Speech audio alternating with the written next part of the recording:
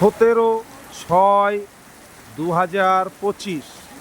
দাদা, মালদার পরিস্থিতি খুব খারাপ। অনবরত বৃষ্টি হচ্ছে, অনবরত বৃষ্টি। দেখেন, বৃষ্টির কোনো লিমিটই নাই। কিভাবে ডাব বেচবো দাদা? ডাবই তো বিক্রি হচ্ছে না, কিভাবে বেচবো বলেন?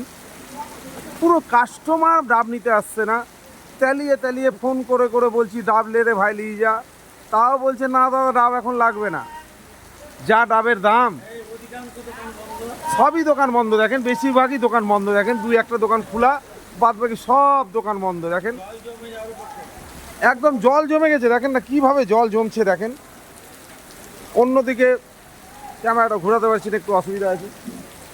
তো এদিকে ঘুরিয়ে দেখাতে হবে, নাহলে ওদিকে ঘুরালে তো আরও বৃষ্টি জোরে দেখাতো। কিন্তু কি করব দাদা, একদিকেই দেখাচ্ছি। হ্যাঁ, আমদানিপত্র নাই দাদা, টাকা পয়সা দিতে পারবো না, মনে